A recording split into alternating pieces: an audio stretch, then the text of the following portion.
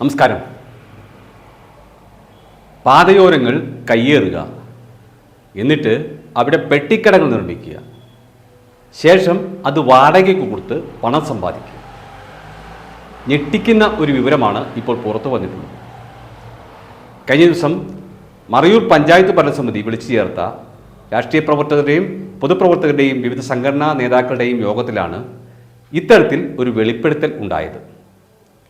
യോഗത്തിൽ പങ്കെടുത്ത രാഷ്ട്രീയ പാർട്ടി സംഘടനാ പ്രതിനിധികളിൽ ഒരാളാണ് ഈ വിവരം പുറത്തുവിട്ടത്.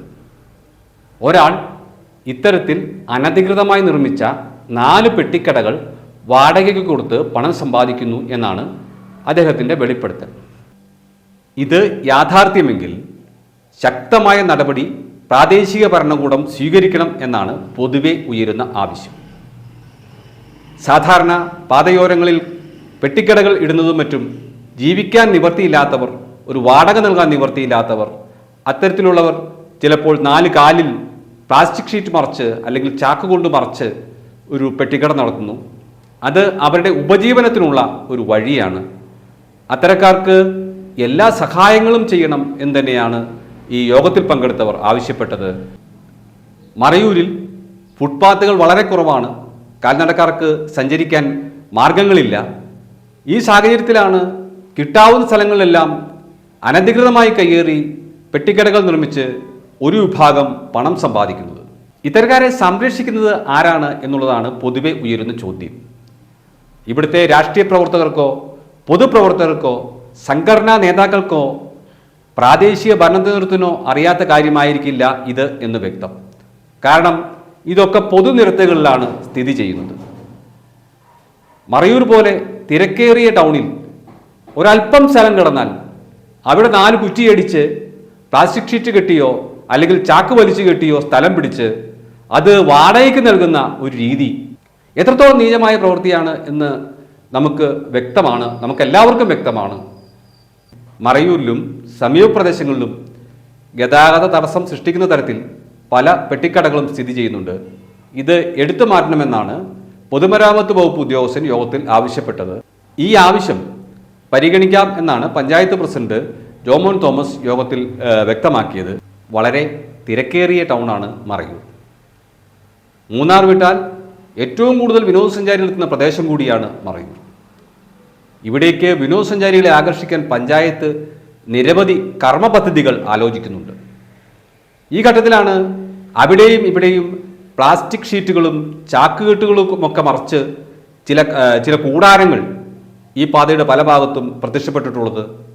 ഇത്തരം കൂടാരങ്ങൾ മറയൂർ പട്ടണത്തിൻ്റെ സൗന്ദര്യത്തെ നശിപ്പിക്കുന്നു എന്നാണ് മറയൂർ സർവീസ് സഹകരണ ബാങ്ക് പ്രസിഡന്റ് ആൻസി ആന്റണി യോഗത്തിൽ അഭിപ്രായപ്പെട്ടത്. ഇതിനോട് യോഗത്തിൽ പങ്കെടുത്ത ഭൂരിപക്ഷം അംഗങ്ങളും യോജിച്ചു എന്ന് തന്നെ പറയാം.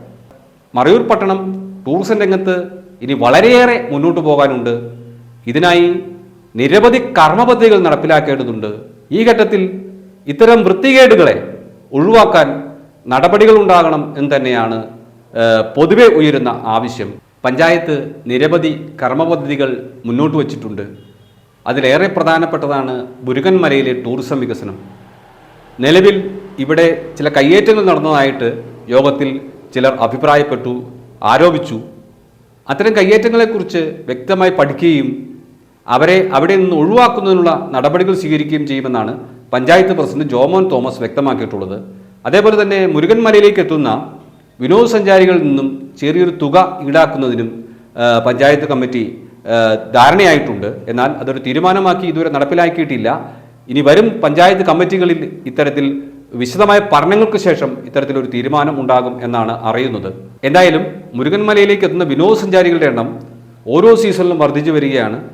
ഇത് ഇവിടുത്തെ സ്വകാര്യ ജീപ്പ് ഡ്രൈവർമാർക്ക്, സഫാരി ജീപ്പ് ഡ്രൈവർമാർക്ക് വലിയൊരു വരുമാന മാർഗമാണ്. ഓവർ സ്പീഡ് ഒഴിവാക്കി സഞ്ചാരികളെ സുരക്ഷിതമായി കൊണ്ടുപോയി സ്ഥലങ്ങൾ കാണിച്ച് തിരിച്ചു കൊണ്ടുവിടാൻ ഈ ഡ്രൈവർമാർ ബാധ്യസ്ഥരാണ്.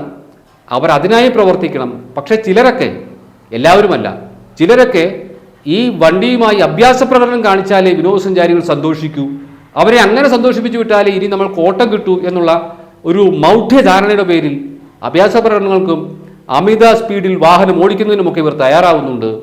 ഇത് ജീവൻ നഷ്ടപ്പെടുന്നതിന് വരെ കാരണമായേക്കാവുന്ന അപകടങ്ങൾ സൃഷ്ടിക്കുന്നതിന് സാധ്യതയുണ്ട് എന്നാണ് ചൂണ്ടിക്കാണിക്കപ്പെടുന്നത്. നമ്മുടെ സംസ്ഥാന സർക്കാർ ടൂറിസത്തിന് വലിയ പ്രാധാന്യമാണ് നൽകുന്നത്. അതിനോട് ഒത്തുചേർന്ന് തന്നെ പഞ്ചായത്ത് കമ്മിറ്റിയും മുന്നോട്ട് പോകുന്നു. ഈ ഭരണ നേതൃത്വങ്ങൾ വേണ്ടവണ്ണം പ്രവർത്തിച്ചാൽ ഇപ്പോൾ നിശ്ചയിച്ചിട്ടുള്ള കർമ്മപദ്ധതികളെല്ലാം വലിയ തടസ്സങ്ങളില്ലാതെ മുന്നോട്ട് പോകും, നടപ്പിലാക്കാൻ കഴിയും എന്ന് തന്നെയാണ് പൊതുസമൂഹത്തിൻ്റെ പ്രതീക്ഷ. പ്രകാശ് ചന്ദ്രശേഖർ, മറയൂർ വിഷൻ.